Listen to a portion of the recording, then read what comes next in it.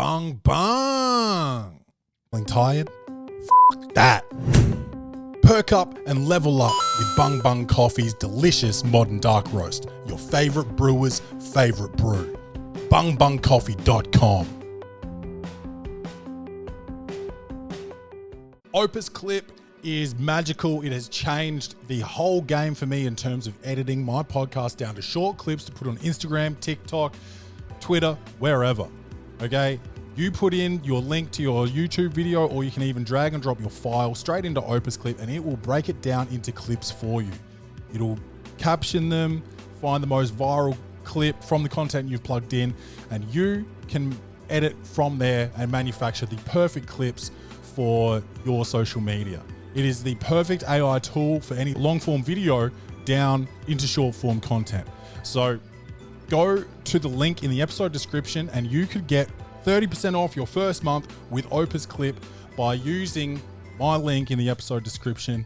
I mean, if you're a comedian, if you're a podcaster, anything with content that you're trying to clip down for social media, Opus Clip is the way to do it. Now go to claimingmathcomedy.com as well for all your Welcome to the Poddy merch, tickets to my stand-up, and we have got a calendar out right now for 2025.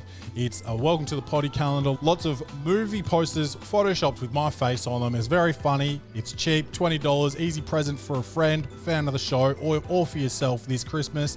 And this episode's coming out on Christmas Day, actually, so a bit of a late Christmas present, but as long as you get it before January, or even, mate, what about February? Who cares? Get through that first month. You don't want to plan too much anyway. But when February comes around, you're back at work, you're into the swing of things. Use the Welcome to the Poddy Claiming Math Comedy calendar at claimingmathcomedy.com. Please go buy it. It's helping me pay my bills, feed my kid, and, you know, put fuel in the car. All right, let's start the show. Welcome to the Poddy, best show on the internet. Ask anybody. You know it's easy money. Sit back, relax, get your headphones, everybody. Welcome to the Poddy. Blackout in the booth. Every episode's a party. We go hard like Ricky Bobby. Tell a friend to tell a friend. This is Welcome to the Poddy. Welcome to the Poddy, bung bung. It's your man Claytron, aka the Big Boss Man, aka the Clumsy Jeweler, because I'm always dropping gems, aka the Milkman, because I always deliver, aka the PhD of podcasting, the Magnum PI of podcasting, the Captain, the RayGun Gunn of podcasting, because I've got no sense of humor and I'm overly litigious. Of course I'm not, but RayGun's acting like a little bleep this C word. Nah, F that. We don't want to do editing. We're trying not to swear in the first 5 minutes here. But check this out. RayGun, you know, that absolute imbecile that went to the Olympics for breakdancing and looked like she was having an epileptic fit on stage, or maybe some type of psychotic break. I don't know what she was doing. I don't know what she was having. I don't know what drugs she was on. Tell you this, she can't dance. Let's just add to this that her husband was on the selection committee.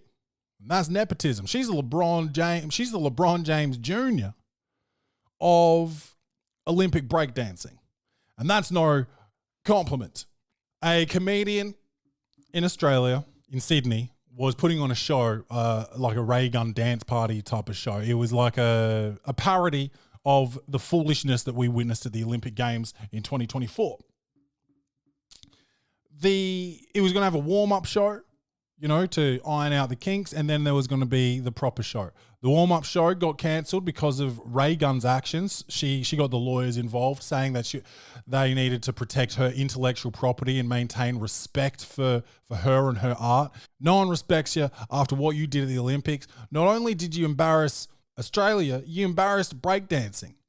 Now, should breakdancing have ever been in the Olympics? No. No, it's not a sport.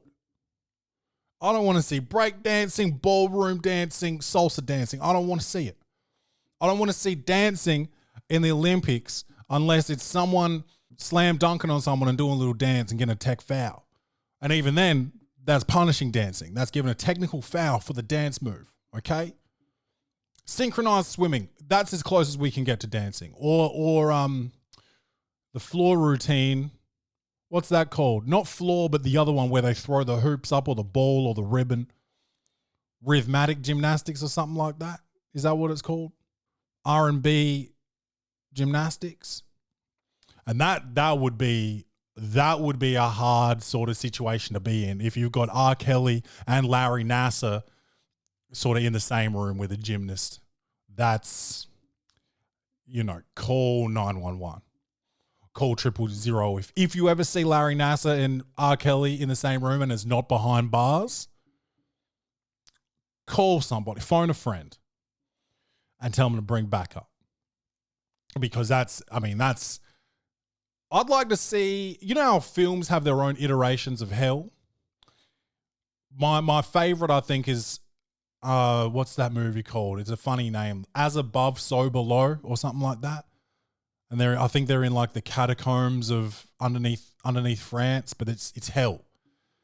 That's one of my favorite depictions of hell in any film. Also, The Simpsons is pretty good depiction of hell, but I'd like to see a film depict hell as just being in a room with Larry Nassar and R. Kelly. That would be, in my opinion, that would be hell. There was a warm-up show and the proper show. The warm-up show got cancelled because of RayGun's litigious actions, no sense of humor, just an absolute humorless C word, really. And the comedian that was doing this parody show of this foolish dancing was set to make $500 off of this warm-up show.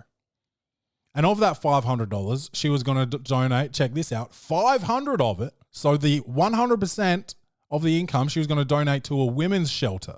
But RayGun couldn't fucking take that, could she? She shut that shit down because she's got no sense of humor about her literally atrocious dancing. I've never seen anything more stupid. I got a 2-year-old son who can dance better than her, and he doesn't even have full control over his body yet. Like, he's not disabled. He's just 2, He starts moving. His arms start just going. He doesn't even know what's happening. When he runs, he nods his head like this. And I don't think he knows he's doing it. I don't think he's trying to be as funny as he's being. And he looks better than anything RayGun's ever done. RayGun is a tool, dude. So then this other show, the actual show, ends up getting cancelled because of all this nonsense. And RayGun and her lawyers send a bill to the promoter, to the comedy club, ID Comedy Club in Sydney, shout out, sent a $10,000 bill. You went through the Olympics, RayGun. You got put in a position that you shouldn't have been put in because your husband's on the committee, okay? That's fucked up. Then you go and do this dumbass dance because you think you're above the art form, you're above the culture. You think that because you're an academic and you study this shit that you can do dumb shit like this? Okay. Then Australia calls you a fraud. Australia is embarrassed. Australia talks shit about you for weeks and weeks on end. That's hard to go through, and I feel for you on that. But also, don't take the piss. You have a chance to come back and be on top here. You can back an artist and help them. You can support the artist in, I don't know if you know this because you're an academic, but artists is fucking hard out here. If you're not mainstream, if you're not on television, it is hard to make a living. You could have supported an artist here. Attached your name to it. You could have attended the event. You could have been there. You could have been part of the show, fuckhead. But instead, you send your lawyers in, you shut it down, you take $500 away from a women's shelter, and you take a show away from an artist. Then you slap the comedy club and promoter with a bill for $10,000. This is an industry that was decimated by COVID. People stopped going out. It's still recovering. People have forgotten how they were living before. It was 2 years of fuck all. So people are still like starting to get comfortable again coming out. It is fucking hard to sell tickets to shows. It's hard to get people to go out for dinner. Hospitality's feeling it as a whole. And you are adding to that with your selfish, humorless bullshit. This is inexcusable. You're a fuckhead. You actually had a chance here to be an Australian icon.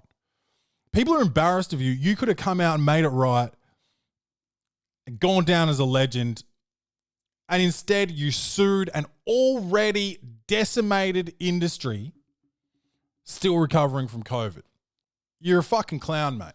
You're a fucking clown, and that's ironic, isn't it?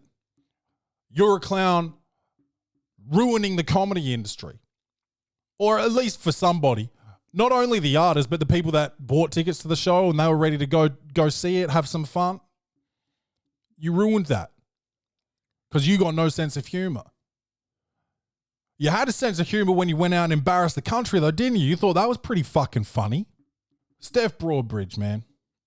Shit was funny. Shit was funny, right? Until Steph decided to make the most of it. By the way, fully protected by parody law. Fully protected. No one's going to have to pay this $10K. You dumb fuck. Fuck is wrong with you? Man, you corny. That's wild, man.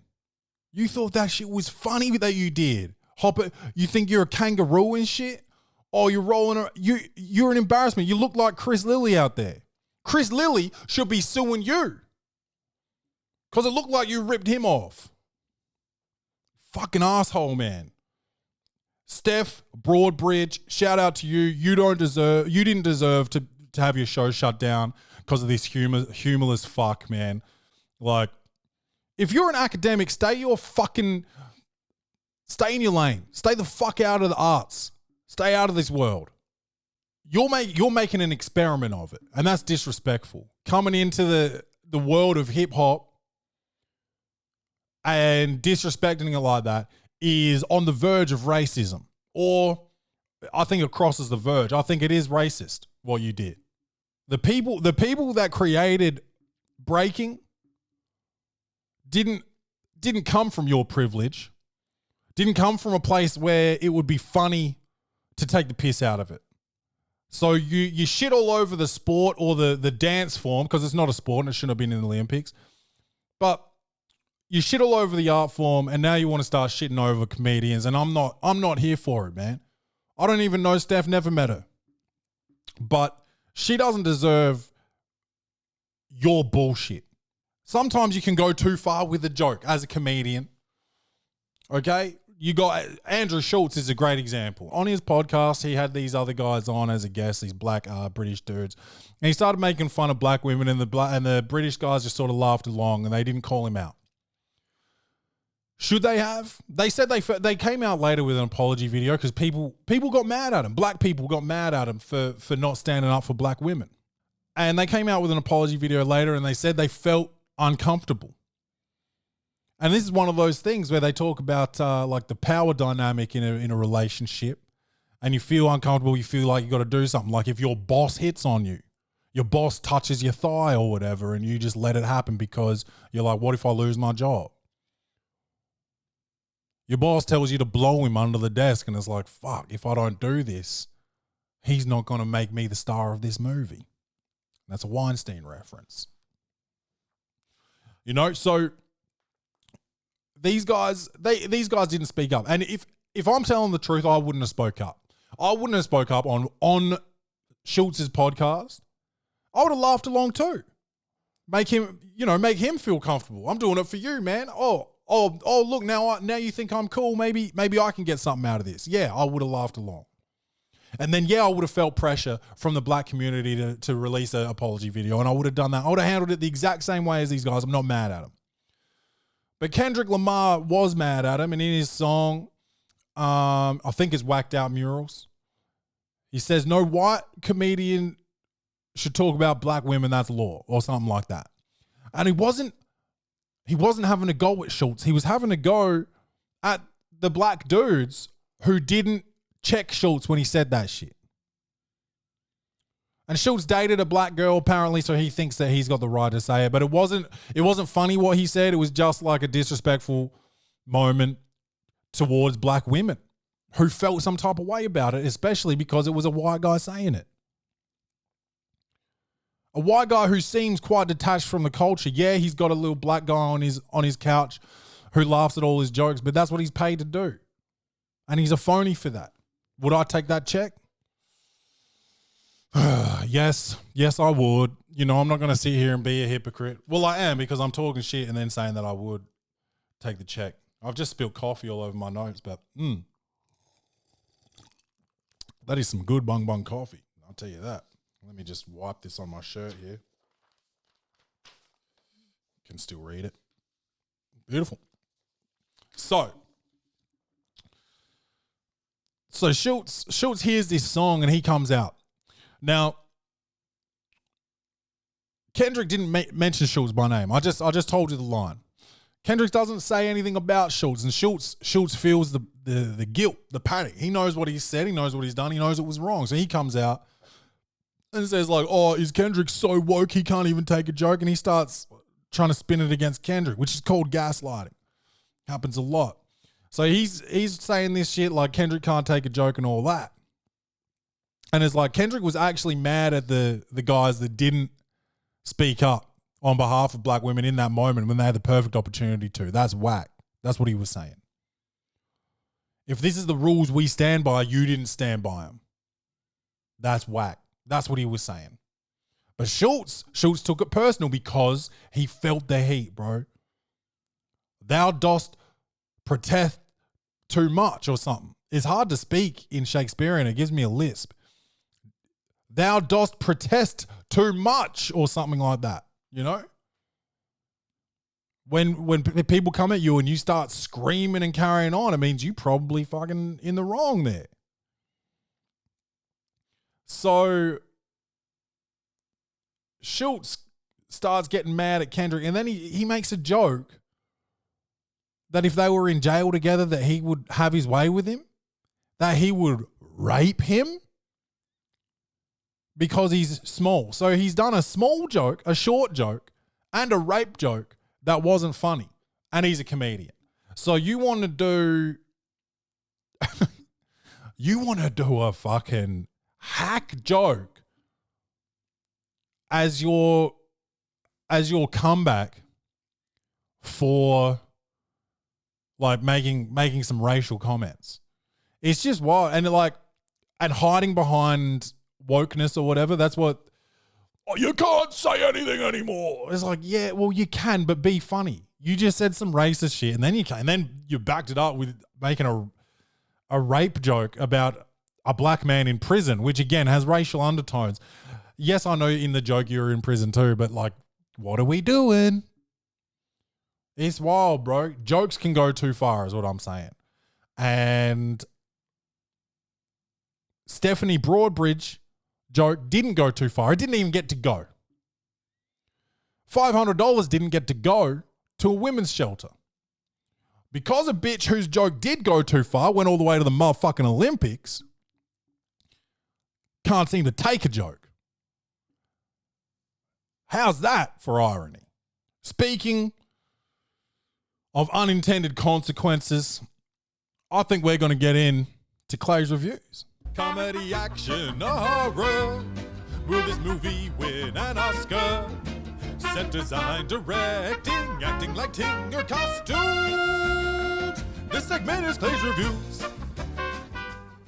All right, I forgot to say at the top, Merry Christmas. This is the Christmas bonus episode of Welcome to the Poddy. You're going to get another episode tomorrow on the usual drop date. But this is the season of giving. I'm giving you an extra episode.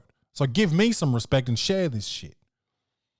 So I watched a Christmas movie. Yeah, it was with Lindsay Lohan. Yeah. It was called Our Little Secret. Some people like to say that word as Our Little Secret. Okay, starring Lindsay Lohan. Two resentful exes must awkwardly spend Christmas together after they learn that their new partners are siblings. It's basically a soap opera, but it's a movie. And that's fine. I don't mind a soap opera. I don't mind that level of drama. Mix and match, wife, swap. It was predictable as hell from the beginning, but that's cool.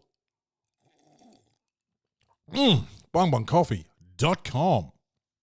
I paired this movie with Cadbury chocolate. The marble chocolate. It's like a hazelnut swirl.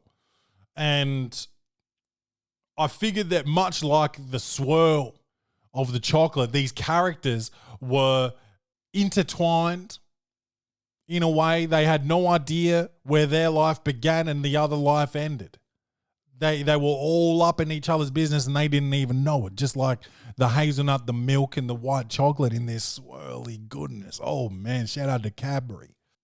It was all about betrayal, love triangles, and the lingering ghosts of past relationships. Similar to like the ghost of Christmas past, the ghost of girlfriends past. Remember that? Shout out to Matthew McConaughey. The lingering ghost. So that's like a metaphor on Christmas, the ghost of Christmas past or whatever. And this is like the ghost of relationships past. It's like they linger, bro. They're still there. It's something that many people, most people, lots of people, almost everyone has had to deal with. You've been in a situation, a relationship with somebody, and there's a history there, nostalgia. You know, you remember the good times. You don't unfollow them anymore on Instagram, and you're liking their stories. Oh, she still looks good. Boom, whoops, thumb slipped. Just in case, you know, and that's toxic. Inserting yourself in there. Look, dude, tell you what's toxic. Texting an ex that you miss them.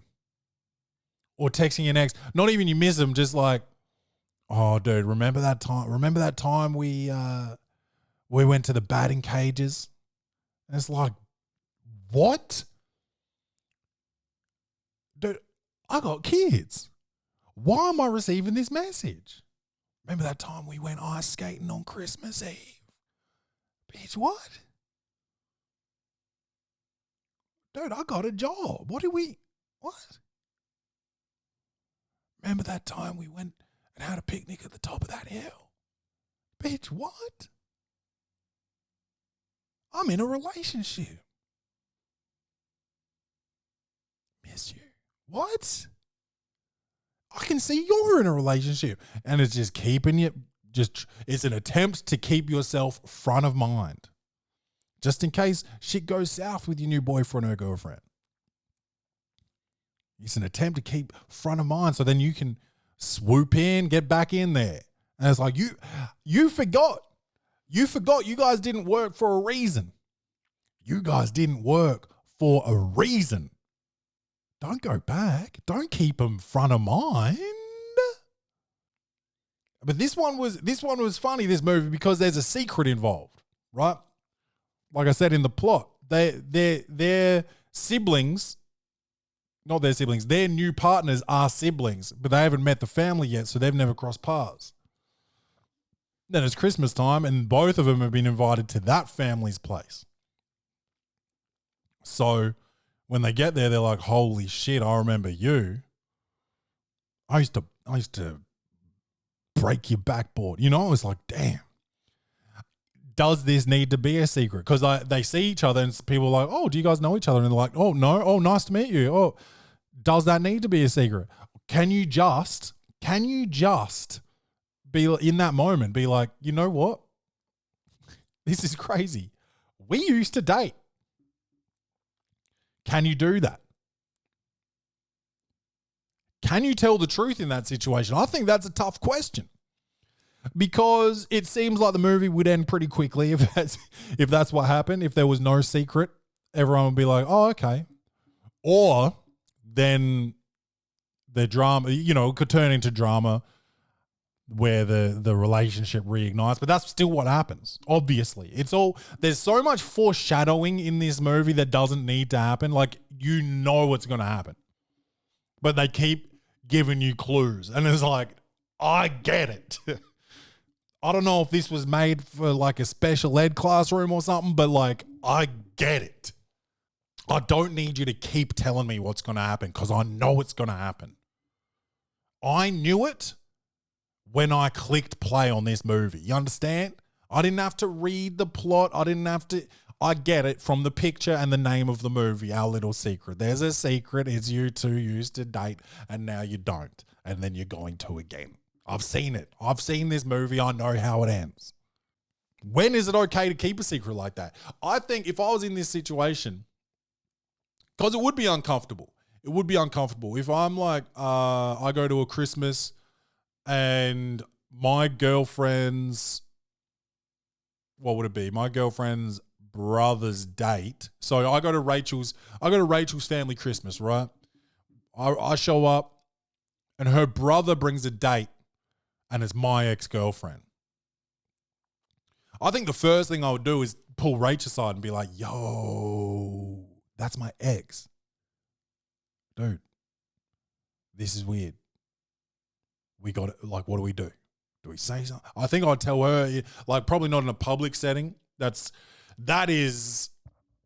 anxiety.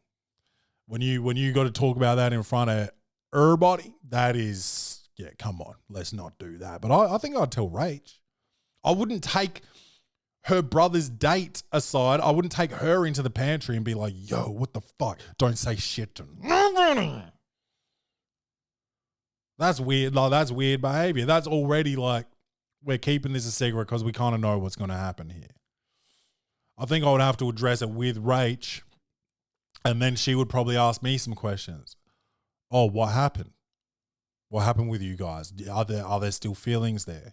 Does she text you things like, hey, remember when I taught you how to swim in the local swimming pool? Does she text you things like that? She'd probably have questions like that. Who's better in bed? No, like mad insecure questions. Could she cook? Was she a good driver? I think I would tell Rach though.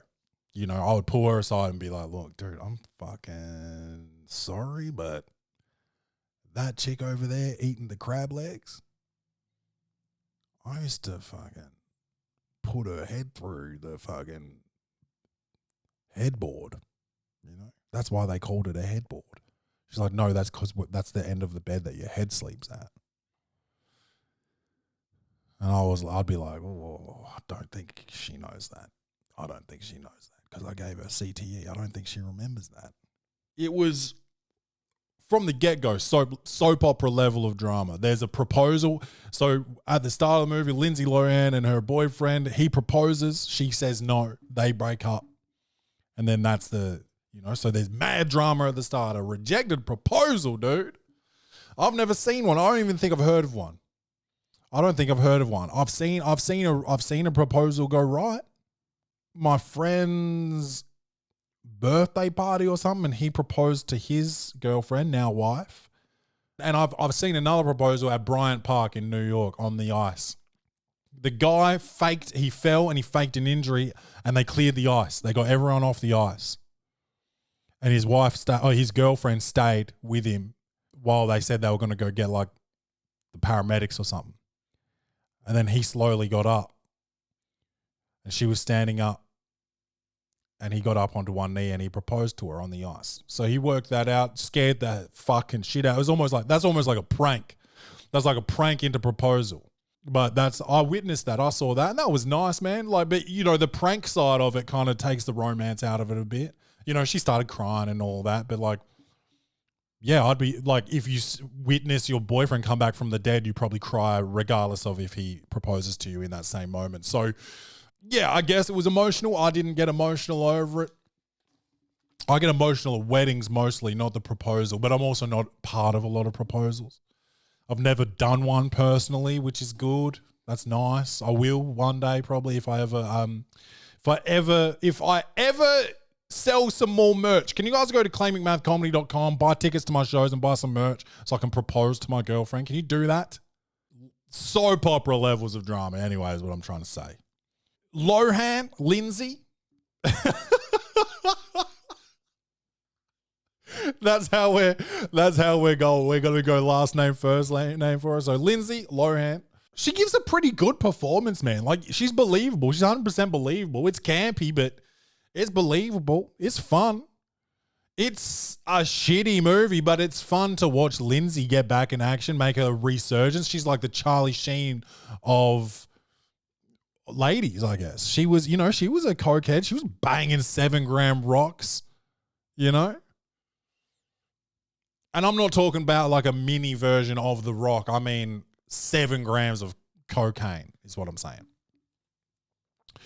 She was in there. She's been to rehab. I think she's had a little bit of face surgery. She looks younger than ever. Honestly, she looks like she's back in Parent Trap. There was terrible lighting, dude. I don't know if it was supposed to be for drama, but Lindsay has very, very bright orange hair. She's a very white girl, and she's been one to get a fake tan. And in this, she didn't really have the fake tan from what I could tell. She looked pale, but they hit her with this orange lighting, or orange filter at least. And it looked terrible. The whole movie looked bad because it was shot through this yellowy, orangey hue. It was yuck. It was warm in a cold Christmas season, but it was yuck. Poor choice. The mother of the Christmas, the family hosting Christmas, and the daughter, they were both orange. They had the fake tan pumping.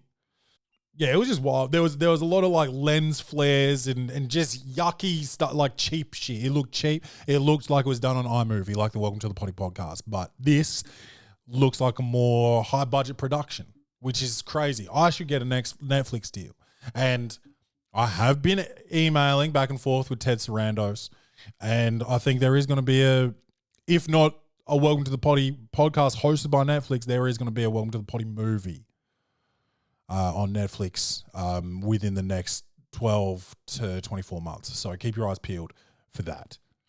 There was this idea of perfection that was explored for some reason, which was, it kind of came with the, like, let's keep this a secret. I don't want them to judge us because of what we've been through, a failed proposal.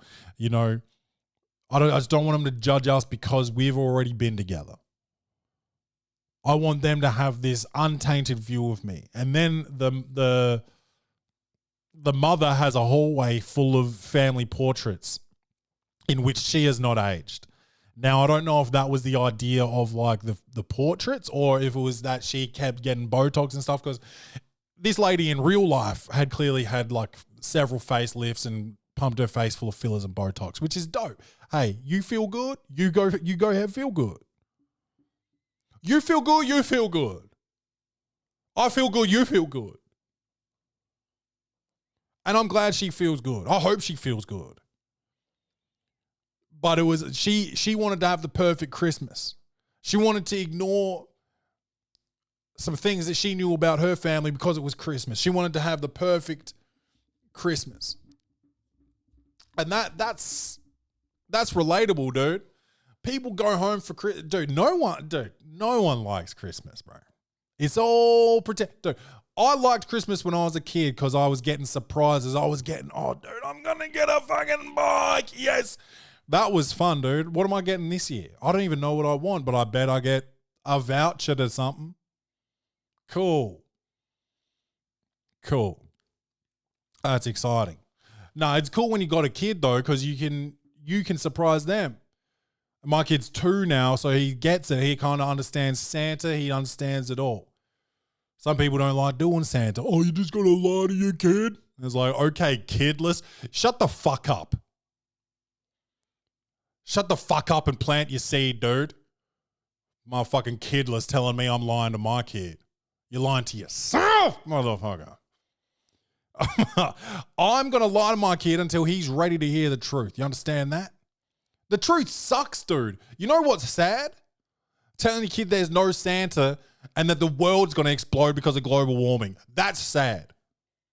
I'm going to tell my kid there's a Santa and that this motherfucker climbs in the house, eats cookies and milk, and leaves presents. Leaves presents? You know who usually comes to your house? Motherfuckers that take your TV. Okay?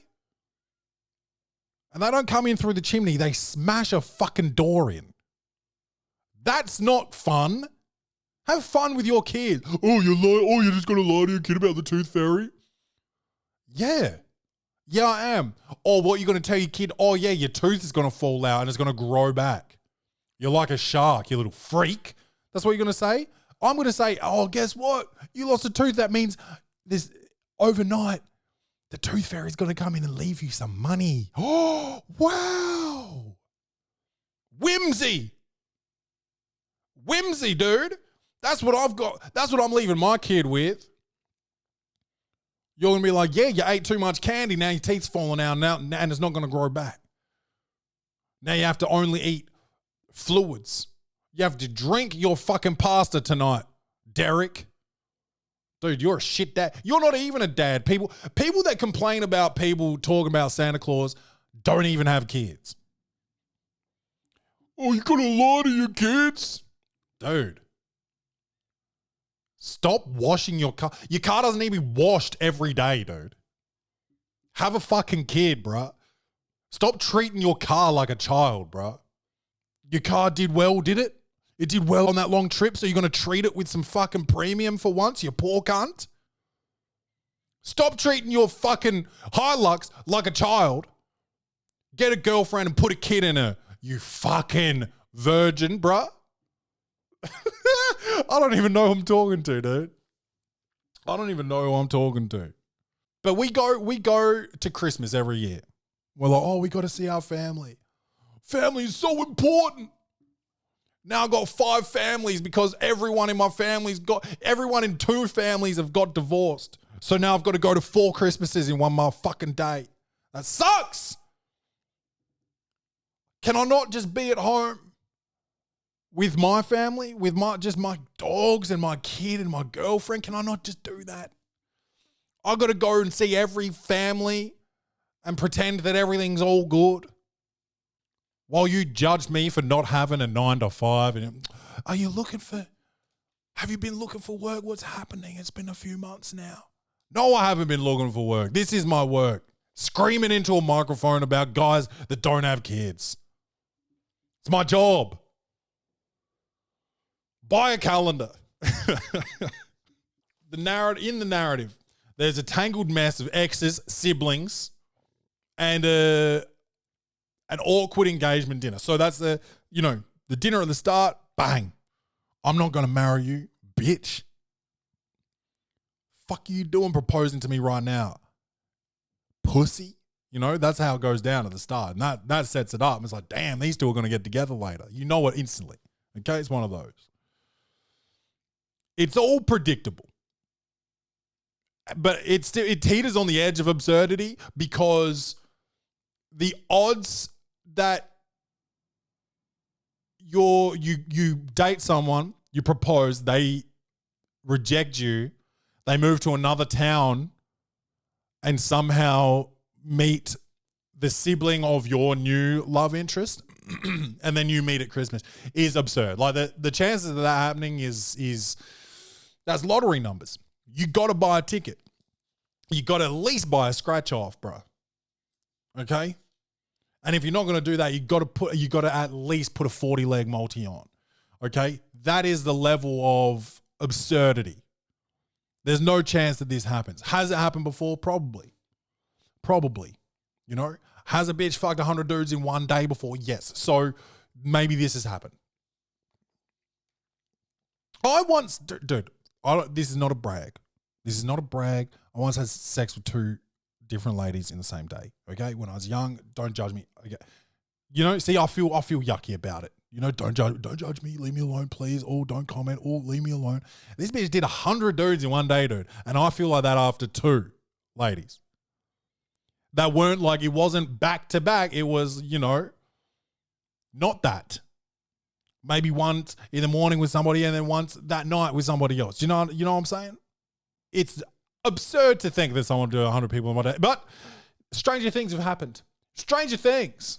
Season 22 is on its way, apparently. Are we not over Stranger Things? Are we still doing Stranger Things? Aren't they all like fucking 23 now? We're doing Stranger Things still? Let's shut it down. Shut it down, dude. Get older actors and make a show go for 10 years, but it's like no time passed at all. Do Seinfeld. Do Friends. They're the only shows that matter. Do 6 seasons of Breaking Bad. Don't do 6 seasons of Stranger Things where they start as embryos and then at the end they're fucking 19 or whatever. That no one wants to see them age. That's sad, dude. That's sad. You don't want this little bald bitch running around and then all of a sudden she's hot at the end. What? And Drake's calling her and shit. What? Certified lover boy, certified pedophiles. Wop, wop, wop, wop, wop. Fuck him up. I'm on one today, dude. I cleaned my studio. You guys can't see it, but God, it feels good to be in here. It's giving me energy, dude. It was all like anxiety. My desk was just shit everywhere. Now it feels good. Hell yeah, dude. Easy money. Man, I think I've gone through it all. It's not the most technically brilliant film in the world. I don't need to sit here for 2 hours breaking it down. They made some crazy technical choices. Like I said, the lighting, the music went from like emotional indie ballads to like EDM drops. It didn't make sense. Nothing made sense. You're going to give this orange light to a red-headed woman? Give her a blue light. Make her look like that sexy thing from X-Men. Scrumptious. Just like Bung Bung Coffee. Go to bungbungcoffee.com. Get this premium coffee blend delivered straight to your door. Anyway, man, the film tried to keep its secrets, but it couldn't keep our attention. The secret really was that this movie wasn't that good, and it wasn't really a secret, because when Rachel suggested that we watch this, I was like, please no! No! But I watched it, and it was a 4 out of 10 at best. The guy who ends up being with Lindsay in the end, very strange looking. And I don't mean strange looking as in he looks like the kid with no teeth from Stranger Things. I mean, he reminds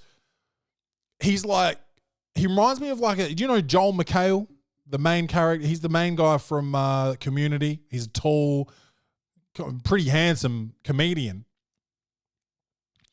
He looks like a poor man's version of him, but with some good angles and some bad. He's like hot in some frames and just like average in the others. It's very strange to witness. He was a good actor though. I'll give him that. He was a good actor. And Lindsay was great too. I liked it, man. I liked it so much as a fucking 4 out of 10. Don't bother. You know what it is, man. Clay McMath Comedy. Welcome to the Poddy on everything. Please buy the calendar, buy some merch, buy tickets to all my shows. Fringe shows are on sale now. Melbourne Comedy Festival tickets are going to be on sale very soon. I love you guys. Merry Christmas. Make sure you love yourselves. Say what up to your family. And get the fuck home as soon as you can before